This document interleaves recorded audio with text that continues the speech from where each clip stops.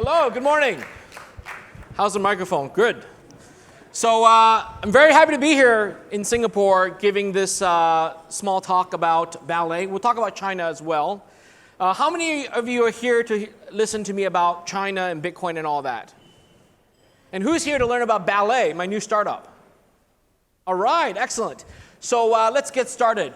I've been thinking of this opportunity for the last 8 months. I launched my company in January of this year.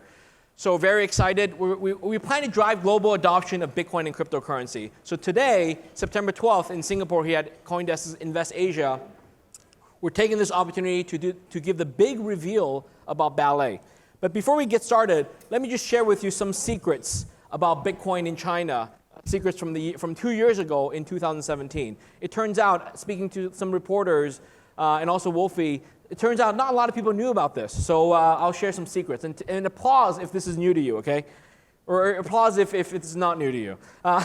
In the spring of 2017, the PBOC and the State Council actually formulated real plans to license and regulate cryptocurrency exchanges. And they were planning to issue 3 exchange licenses, and this was in the spring of 2017. This is right after the price went above $1,000 US, and they started cracking down in China. Their intention was actually to regulate cryptocurrency exchange and issue 3 licenses, and among them, BTC was going to get one of the licenses, okay? But that was in the spring, and soon after, things changed quickly in China. The plans were shelved by the summertime. Remember the WannaCry virus? That's when there was a lot of ransomware that asked for Bitcoin. So that whole episode gave the regulators sort of worry that Bitcoin is used for illicit bad purposes. So it tainted the whole Bitcoin thing in this late spring, early summer. And that's also when the ICOs and the multi-level marketing schemes really took off in China. So by the summertime, by June, July timeframe, they actually changed their plans and they didn't tell me about it. So I was still eagerly waiting to get that license. And then, very surprisingly, by late August, early September, the final hammer came down. So the date was September 4th. That's when they issued a guidance that banned all ICOs, token offerings, all sorts of illegal fundraising. And in that document, in the very bottom, there was one clause, the catch-all statement. It also banned crypto to fiat exchanges. So for the longest time, we thought that actually meant just ICOs exchanges, but not actual Bitcoin exchanges. But later we got clarification that ban also applied to any crypto exchange, including Bitcoin. As long as it converts to fiat like renminbi, it was not to be supported. So essentially all exchanges closed down the following month. Okay, so that's the inside story of 2017. We can chat more on stage. How about today in 2019? What's going on in China? Well, Bitcoin is alive and well. Trading Bitcoin alive and well, lots of OTC players. They all settle and use USDT credits on platforms to allow you to buy and sell. Essentially, you buy Bitcoin by changing your renminbi into USDT, which gets put into your platform. And then you can buy Bitcoin and vice versa. You sell your Bitcoin into USDT and you cash out in renminbi. Payments are made by bank transfers, WeChat Pay, Alipay. Now, the governments are trying to stop that. They give me a lot of threats and all that, but the reality is when money flows, you can't really tell what's behind the reason for the money flow. So it's very hard to actually stop the flow of money, okay? So speculative trading is also alive and well. And Bitcoin as an investment, it's actually become a safe haven investment. A lot of my friends have been calling me over this past year saying, what should I do with this extra 100,000 RMB? Should I invest in Bitcoin? Because they're not seeing good returns in the stock market. The real estate has peaked out. So they're really looking for alternative investments, asset classes. And Bitcoin is becoming that global safe haven asset class for investment. Okay? So if anyone tells you China has banned Bitcoin, well, technically they've banned it twice already. But the reality is it's alive and well in China. All right, my startup, my new startup is called Ballet. I got into Bitcoin in early 2011. That's like 8.5 years ago. And what this gives me is first-hand experience to understand the difficulties of buying, using, and storing Bitcoin. I'm sure a lot of us have had that problem, right? Any of you had that problem in the early days when you first got into Bitcoin? Yeah, and myself included. When I first got into in 2011, I hesitated into buying Bitcoin for the first 2 years because I couldn't figure out a good way to store it. And that's a true story. I missed out on Bitcoin prices at $1. Well, what's the best use case of Bitcoin? So a lot of people talk about using Bitcoin. They think of it as payments, paying for coffee, paying for the conference, paying for VPN service, right? Or paying for drugs on Silk Road. But for me, the single best use case for my Bitcoin has been as an investment for it to appreciate in value, okay? Now, the hardest problem is actually how do we make it easy for people to hold and store their Bitcoins? And this is the background of our startup. Our mission is to enable global adoption of Bitcoin and cryptocurrency by giving everyone a very easy way to store and hold their Bitcoin. Got it? So without ado, I'm here to announce that our startup product is actually a wallet.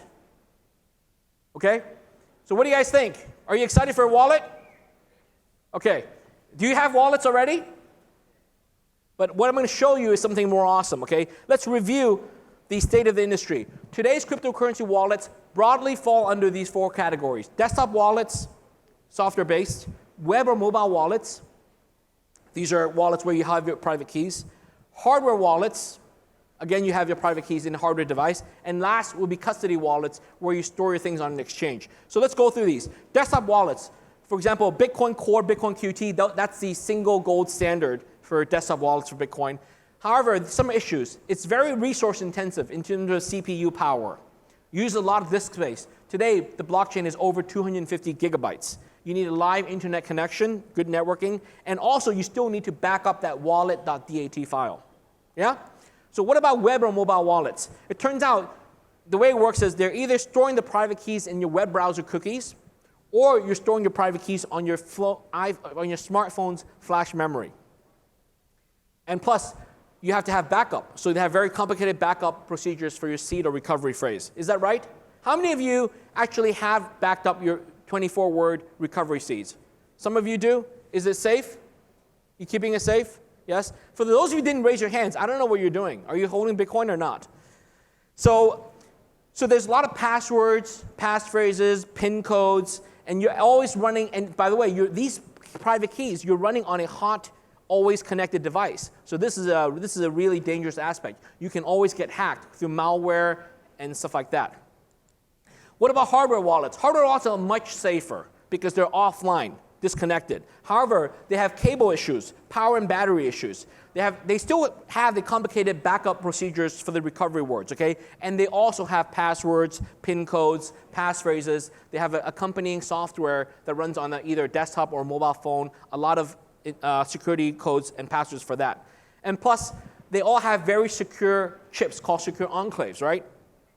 So the best hardware wallets have industry-grade secure enclave chips. However, because they're the industry-grade, they have to upgrade and make sure they fight off the latest attacks. So they have constant firmware upgrades. How many of you have hardware wallets? A few of you do. Yes, I do it myself too. And how many of you have gone through these firmware upgrade processes where you're literally biting your teeth trying to figure out whether it's going to go through? It's like, it's been 3 minutes, it's been 7 minutes, it's been 12 minutes.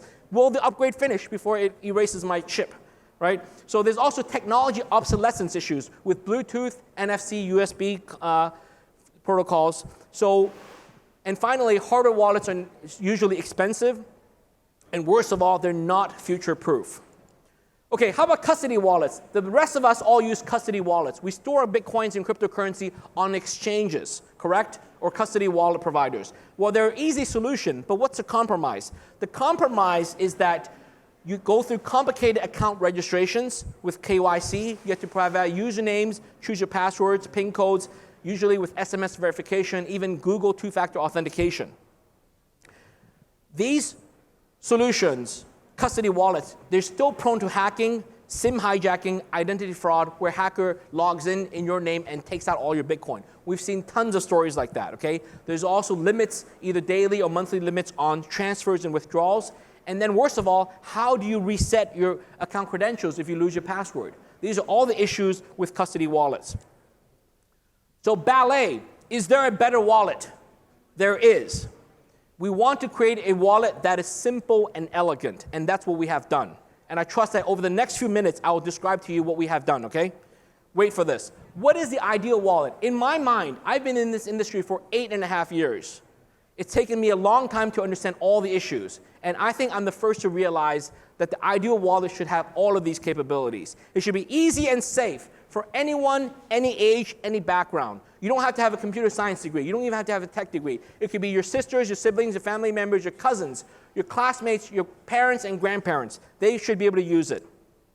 This means no setup, no complicated backup procedures, because any sort of setup makes it too complicated. Hold your private keys. You have to have full control of your private keys, 100% offline cold storage. Multi-currency support, Bitcoin, cryptocurrencies, stable coins, ERC20 tokens, everything. And Litecoin, of course. Yeah, my brother asked me to plug that. No, just kidding. And of course, we can't afford to have any hardware headaches. No firmware upgrades, no battery power issues, no need for Bluetooth pairing, NFC issues, and of course, it has to have good future compatibility. Do you guys agree? Yeah? You guys are about to applause? So finally, good UI, good UX, multilingual support for true global adoption. Is that what we want here? Let's hear some applause. And of course, it has to be inexpensive and reliable, built to last. Who wants a wallet that can only last 2 years when I want to hold my crypto to the moon for 5, 10 years? Am I right? So built to last, cheap and easy and safe, no setup, hold your private keys, multi-currency support, no hardware issues and headaches, and great UI for global adoption. Is this possible?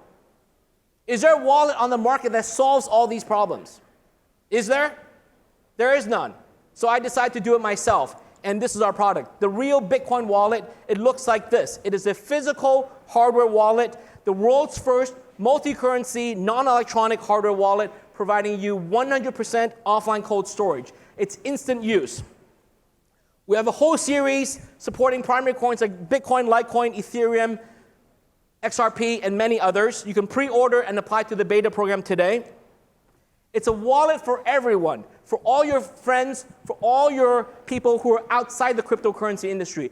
I'm announcing it at our industry, but this wallet is truly for all your friends and family, your cousins, your children, niece, nephew, your grandparents even. My grandfather is 95 years old. He can actually use this wallet. My mother is turning 70 years old next year, and she will be able to use this wallet. All my nieces and nephews and cousins, all my children will use this wallet. You control your crypto because you have your private keys. Here's what I mean. The private keys are pre-created for you behind the sticker. So the sticker has the address for you. It's pre-generated, the private key's behind there. And not just that, it's an encrypted private key with a passphrase. Now, to get you excited, what I used to do, hold on, let's go back. To get you excited, what I used to do is give out free Bitcoins when I speak on stage. Is that right? Do you guys like that? Okay, get your mobile phones ready. So get your mobile phones ready, okay? I'm going to give out over 100 Singapore dollars on stage. And give you an example, okay? The way this works is we have the private key on the wallet itself. So if you peel back the sticker, you'll see the private key. So here is the wallet, okay? This wallet comes in an acrylic case. It's pre-configured. It has the Bitcoin address on there. You could store your Bitcoin directly by bringing it to Bitcoin ATM. You scan it, or have your friend scan it, take a photo. You can send me all the Bitcoins you want. Take a lot of pictures of this. Send me all the Bitcoins. Of course, if you need to spend it, then you can peel the sticker off and send out the Bitcoins through the private key. We have a smartphone application for that. There's also a wallet passphrase, so it's actually a two-factor approach. So think of it as multi-sig, okay? Now, here it is. This is the account. Here's an account of another private key, but here I'm going to give you the private key, okay? This is a secret private key. On there, you'll find over $100 worth of Bitcoin on there. Now, in this case, you can take a photo. You could just spend it, okay? Who's got it already? What happens is this is a normal private key that is not encrypted. What we have here is an encrypted private key, give you additional layer of support, okay? We use what we call a two-factor key generation. This is very important. I'm going to describe it briefly. What that means is the private key and the passphrase are generated and created on offline computers, air-gapped computers, in 2 different countries, in 2 cities, thousands of miles apart, in Shanghai and our global headquarters in Las Vegas. So the data never comes together. Once again, the private key data and the passphrase, they never come together on the same computer. They're forever on an offline computer. Well, not forever, actually. They get deleted afterwards. So they generate on an offline computer, air-gapped. It doesn't touch the internet. It gets printed onto these secure stickers in a secure printing facility, gets stuck on the stainless steel wallet card, and then the passphrase gets laser etched. The whole thing gets sent over to Las Vegas. The passphrase gets laser etched onto the bottom, and then all the data is deleted before we sell it to you. So the first time the two data comes together is in physical form on this wallet. They're never combined electronically before we sell it to you. So they're virgin, undecrypted cryptographic keys. Okay? This is what we call two-factor key generation. We have a great mobile app that you can download already. It's on the App Store and on the iOS App Store and Google Play. And this app allows you to scan the wallet, look at all your funds. The app gives you multi-currency support. Okay? What we have here, the app is very special. It has no registration, no account login. It's complete privacy. You can view your portfolio in real time. Multi-currency activation. You can support all the currencies in the app. You can receive and send all the currencies through the app. We respect your privacy. We don't ask for your name. We don't ask for your phone number. So the app doesn't even have a login. Okay, we don't know who you are. You just use it as a tool. Okay, and it's industry standard BIP38 compliant wallet. We support all of these currencies at launch, with more coming soon in the next 2 to 3 weeks. Shipping in October. What would you pay for this industry-leading innovative wallet? Hardware wallets sell for over $100, the most premium ones with Bluetooth connectivity and all that, very complex. Even the budget, cheaper hardware wallets sell for $70 or $80 US each. We want to make this affordable and truly mass market. If we had to sell this for over $100, no one would buy this. We have to cut it in half. Have to be $50 or less. In fact, our suggested retail price is actually only $35 US, and for now, for the launch, we'll be selling it for just $29.95 per wallet with multi-currency support. Pre-order now at balletcrypto.com. And one more thing, for those of you that come to me after this talk, we have an invitation for our launch party at 5 p.m. We'll reveal all of this and give away free samples. So come find me after the talk. I'll give you physical invitations to attend this event. Would you guys like to attend? Yeah? Okay, come find me afterwards, okay? Thank you very much. So Ballet is here. This is my new startup. I'm so proud. We have an amazing team of 20 staff worldwide. 2 of my staff are here with me. Thank you, Jesse and Jarvis, for supporting me on this. I've been working on this hard since January of this year. It's been 8 months. We've gone through 6 iterations of this hardware wallet design. We have an amazing team of software developers working on the algorithms using the latest BIP38 standard elliptical cryptography to support this two-factor key generation process, okay? I've been so eager and so happy for the last few months working with my friends. We received angel funding led by Ribbit Capital to support me on this venture. And essentially, a lot of my friends will benefit from this. A lot of my personal friends will benefit from this because I don't know about you, but they've all asked me over the past few years and months to say, hey, they want to buy Bitcoin, but they don't know how to store it. Can I hold it for them? And in the past, I've had to say, no, just put it on the exchange, or no, buy your own hardware wallet. But it's too hard for them. It's too hard for them. So for the first time, I can now honestly say, buy some Bitcoin, put it on here. I'm going to give it to you. Keep it safe, and you can keep it safe for many years to come and invest and hold Bitcoin. Okay? Thank you very much. Please add me on Twitter. Follow me on Twitter, Bobby C. Lee. Thank you.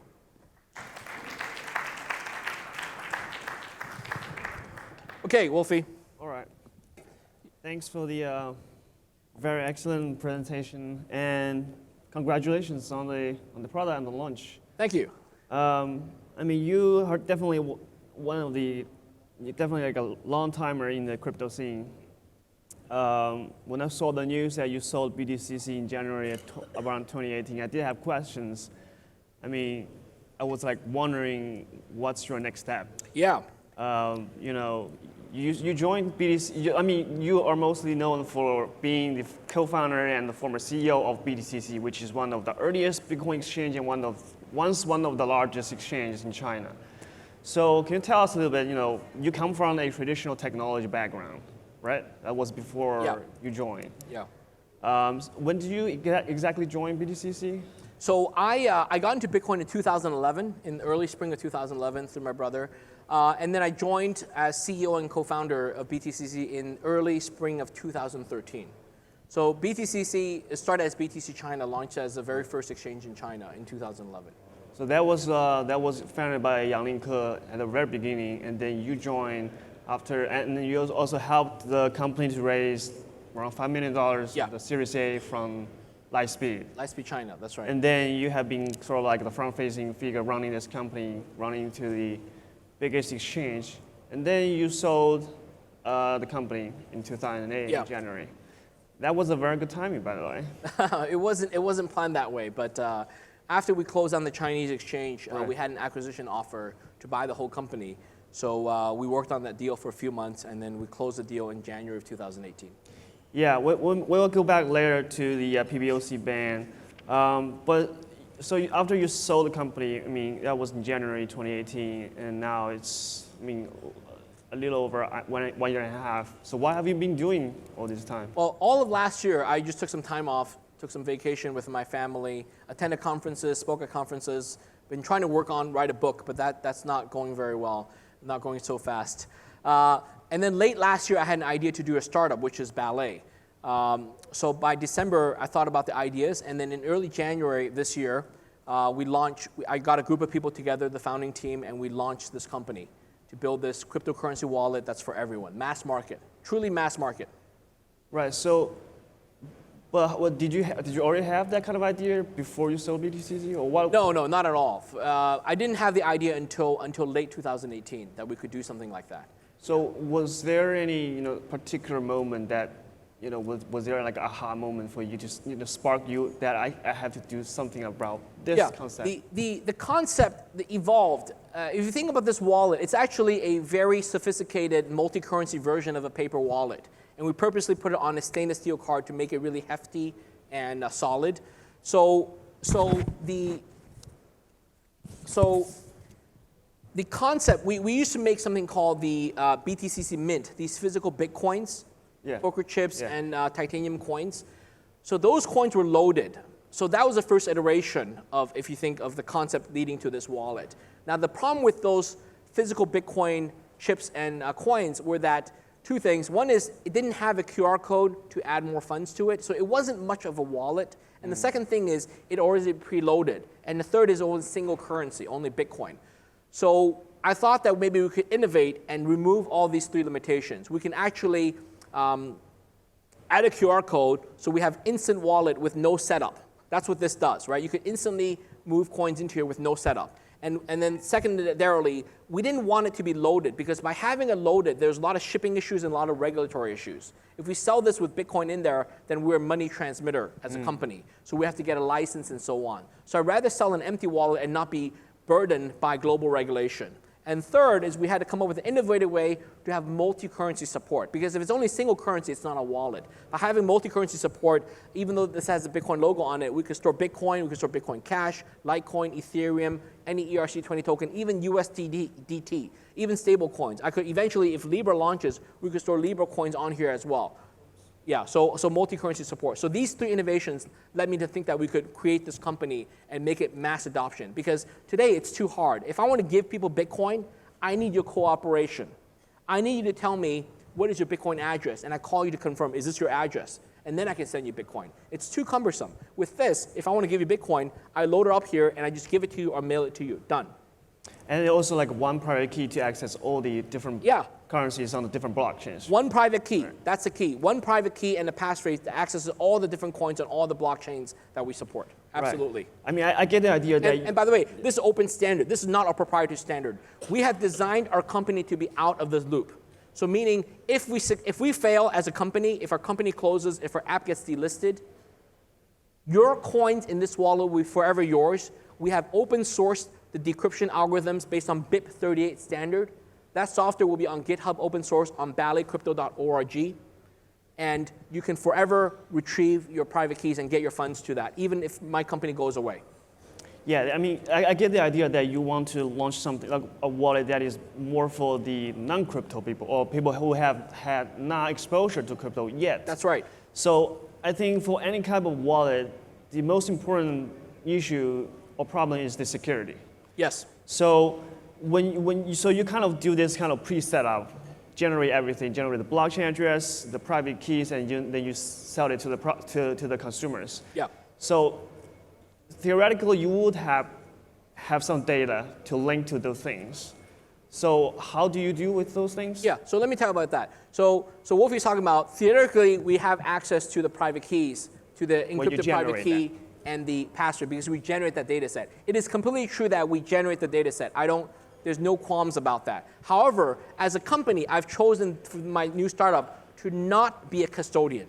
We purposely do not want to custody your assets. I ran a custody company for 5 years, and I'm done with that. We even launched at the time at BTCC. We even launched a custody wallet. It was called Mobi. Some of you may have heard of it. That was a custody wallet. At that time, I thought it was really good, but in hindsight, it was actually not the best solution because the company has access to the keys. They can limit what you can and cannot do with your funds. Okay, and plus there's account hacking and all that stuff. So for this company, we purposely launched a non-custodial wallet in the form of this, but we pre-generate the keys for you in 2 different locations, and we promise, and we actually follow through on deleting the data set. So because in 2 different locations, thousands of miles apart, not even our employees can see both data sets, right? So that we manufacture ourselves out of the process, make it super safe so that we will not be able to get access to your private keys. And you said, so would you erase all the data Absolutely. once you create it, or just after you actually ship the product? No, we erase it after we create it. So after we create the stickers, we erase the data for the stickers. After we laser etch the thing on the bottom, we erase the data for the laser passphrase. Okay, and we do it right after we create it. And then at that point, the data is on this card, and then we spot test it. We would peel it, type it in to make sure it works. But once you peel it, it's actually tamper evident. Right. So for the ones we spot test, we have to throw away. We cannot sell to you. So we only sell to you the virgin new ones. Okay, so it's one code beneath that QR code, and there's one coated, and you have to scratch it. Yes. So there's a sticker that has a private key underneath, and then there's a scratch off with the passwords on the bottom. Okay. Now we further test it in BIP38 protocol. BIP38 has been around for a long time, for many, many years. Okay. With BIP38, we can also do a confirmation code test. So we can actually test the fact that the address, the private key, and the passphrase match up electronically using cryptography. We test that in the back end without ever revealing the pieces of information. So there's a way to electronically, mathematically, cryptographically test the connection between these 3. So we have the serial number on all 3 so that you can ensure that this wallet you purchase is genuine and it's integrated. So after you create it, so that is the only thing that will have the access. Yeah. If you lose it, That's you right. lose it. So after we create this, even before we ship it out to you or we ship it out to you, this is the only wallet that has a combination private key for these addresses. And if we lose it, we lose it. We don't sell it. If you lose it, you lose it as well. So if you have funds on there, treat it like cash. Treat it like a leather wallet with cash in it. Don't lose it. Okay? But our theory is that today, the market doesn't have this product. So our theory is that this product is useful. It's what we call a bearer instrument. You could put $1,000 on here. You could put $1 million worth of coin on here. It could be Bitcoin, Litecoin, stable coins. You could put a lot of money on here, and then it's a bearer instrument. You could give it to a friend. You could put it in the safe deposit box. You could hide it under a bed mattress, hide it under a couch, or put it in the freezer, wherever you want to do with it, or carry in your wallet. So don't lose it. Okay. Because if you lose it, even if you come to me, I cannot help you. We've deleted the data. I don't want to be in a position to help you. I don't want to have the data so I can help you. That's terrible. That's a terrible burden.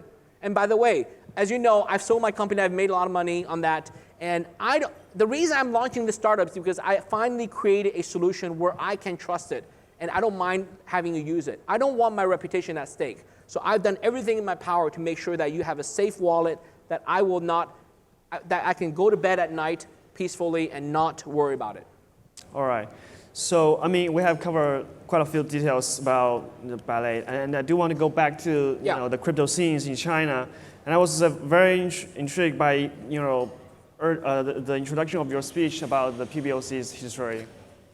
So, I mean, the topic is like, what is the biggest fiction and facts? So, you have been in this industry for long, 8.5 years. What are some of the biggest fiction or misconception from people outside of China think that China is having in the crypto scene? Well, the misconception about China is that China has banned or doesn't allow for people to own or buy or trade Bitcoin. That is actually not true. The only thing China has banned is companies who run unlicensed exchanges. So if you run an exchange where you provide an order book where people can bid and ask to buy and sell Bitcoins or cryptocurrency, you have to be licensed. And if you don't have a license, they will enforce it and prosecute you and close down your company. So that's the only thing they stopped. But generally speaking, Bitcoin is treated as private property, private digital property. So in China, I mean, we're in Singapore today, but if we were in China, I can give you some Bitcoin as a gift. That is not illegal. I can sell you some Bitcoin and take some money from you, and that is not illegal. What they do is they actually discourage banks from participating. So they have asked all the banks to not approve any bank transfers that's related to Bitcoin. So if I sell you some Bitcoin and you send me some renminbi, and you tell the bank this is to buy Bitcoin, they will say, sorry, we can't do it for you. But if you don't tell them you're buying Bitcoin, they won't know whether you bought shoes or bought Bitcoin or buy an airline ticket. So you can send me money and I'm happy with that. Yeah, so that's the issue with centralized exchanges because they have to have corporate bank account with banks. So you have to wire money into that and so they will know who you are. Correct. So that is one issue when they cut off the fiat on-ramp. And is that why the volume have gone to OTCs ever since? All the volume have gone to OTC because exchange platforms are not legitimately running in China unless they're really underground. So there's no website that's offering exchange services in China. All of the websites that Chinese people use today are what we call offshore websites that run outside of the Great Firewall of China. The companies and the websites may be run by Chinese people, but the service supposedly is for the foreigners. But in reality, a lot of Chinese people just use VPN software. They go over the Great Firewall, and then they access those websites and buy and sell. And they buy and sell using USDT. Right. Yeah. And they buy USDT through the OTC. So it's a two-step process. The customer would buy USDT through a broker that they meet, a market maker. The market maker will give them USDT on the platform, but they would take the money via a personal bank transfer. Well, I do hear stories about, because when a certain market maker has grown big, they only have that many Chinese yuan bank accounts. And if you do transaction with them, there would be some risk of the amount of being frozen and your bank account being frozen. Is that true? Yeah, so the OTC players usually, they limit how much you transact on a per transaction basis. So if you want to send them 1 million RMB, they'll say, break that down into 10 or 20 different transfers. And do a lot, like different stages of transactions? Absolutely. And the funniest thing is that the bankers are all in it.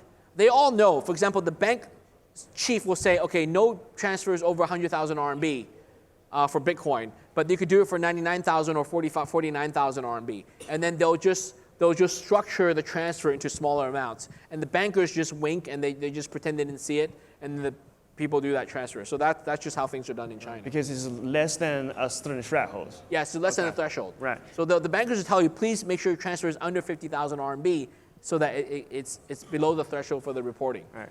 I do want to talk about the supposed license that was proposed back then. So how did that conversation start? Did the regulator approach you guys? Yeah, of course. We've been in contact with the regulators since 2013. Right. Okay, so even before the first ban.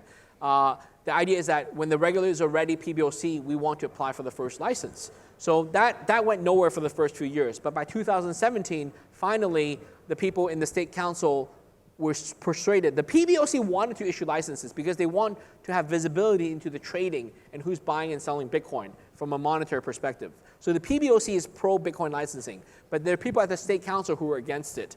But in any case, by early spring, the PBOC people had the upper hand in their conversations, so they were ready to issue us licenses, and our company saw a draft copy of the license. It was like a 27-page document with exactly the requirements for how to get the license, what are the rules, what are the KYC, the compliance team, what are all the requirements, and they were looking for a feedback. This, of course, would be private feedback.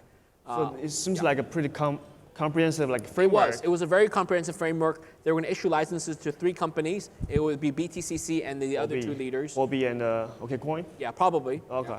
And of course, I was in touch with their CEOs as well, so we're all talking about it and figuring out how to do this. Because you have to raise more money, they have to have more investor capital on the books, and also have compliance teams and all these rules and all that stuff. Yeah, because I heard story about like since the beginning of 2017, the central bank has sent up teams to go to the offices of the exchanges to regularly talk to you guys to understand what it is and what do you do. Yeah. So is there any, is really an upside for the PBOC not to cut off the fiat on-ramp is to have the visibility? Correct. I agree. I think if China, I mean, this is all water under the bridge, but if China actually had regulated exchanges, they would have much more visibility into who's buying the Bitcoin. Are they buying for speculative reasons? Are they buying it for transfer out of the country? Are they doing it for money laundering? So you would have all the details because these are all all the accounts had real name identity tied to it. So you know exactly. But today, it's all pushed underground. So it's all person to person. Now it's just a mess. The volume is still there. The number of Bitcoins traded, mined in China is still very high, but we just don't know who's doing it anymore. So it's a little bit sad. So it's because like everything... But I'm happy because I got out. Right. So everything went dark after they cut off. Yeah, everything went dark, but the rats are still moving around the house. So, so what happened then? Like, so what happened during the summer, and how did that actually? Well, I think it was 2 things in the summer. One was the WannaCry virus really hit a lot of companies with ransomware for Bitcoin. Now, unfortunately, the government people, they don't understand. They think the ransomware is caused by Bitcoin. They got the cause and effect reversed. They think Bitcoin caused the ransomware, which caused people's computers to freeze up. Or make it easier for. Make it easier. Now, if you really understand, Bitcoin does not make it easier from ransomware, right? It's security loopholes, 0-day exploits, what makes it easy for ransomware, okay? Because before Bitcoin, there was ransomware also. So that's what people don't understand. But anyway, so they thought, oh my God, this is terrible, Bitcoin is terrible, we can't give license to Bitcoin exchanges. And the other thing, the other shoe that dropped, the hammer that dropped was the proliferation of ICOs. If you remember June, July 2017, wow, everyone was doing an ICO. Everyone was doing an ICO. And it was terrible because a lot of ICOs were just bad fundraising efforts, what they call illegal fundraising. So they had to put a stop on that. But would you agree that the exchanges back then, they did play into the growth of the ICO because they wanted to list some of the coins to provide the liquidity because they want to make money? Yeah, so exchanges did. Some exchanges played into the ICO. There's a lot of exchanges that were ICO only. A lot of exchanges, what they call crypto-to-crypto exchanges. All they did was tokens, token offerings, and listings. But back then, when 2017, I mean, the big 3 exchanges, they only had Bitcoin. The main coins. The Bitcoin, main coins. Ethereum, Litecoin. Yeah. So they started to list more of the tokens after the ban, or? No, right before the ban, I think. Yeah, because the ban happened on September 4th. That's when they required all ICOs to refund their investors. They required all exchanges to stop, token exchanges to stop. And also cut off the fiat on-ramp altogether. Yes. Yeah. Okay. So would you think if had the ICO boom not happened, it may be a totally different scenario? I don't waste time thinking about alternate realities of the world. It's maybe not. We don't know. Okay. So I'm just focused on the future. The past is the past. Like for example, I didn't buy Bitcoin in 2011. Do I think about and fantasize about? Oh, I could have got Bitcoin at $1, $2. I don't think about that. I mean, do you guys think about that? Only in your dreams, right? All right. So you guys have a new venture now. I mean, how many people do you have? Right? We have about 20, 24 people. And you did did you have a fundraise? Yeah, we had a small friends and family sort of seed fundraising. And led by Ribbit Capital. Ribbit Capital. Yeah, they're based in Silicon Valley, Palo Alto. Ribbit is well known for investor in fintech companies. They invested in Coinbase and Zappo in the early days. Interesting. All right, we're running out of time, so really congratulations again on the launch. Yes, and thank you. Looking forward to more exciting news. Okay, good.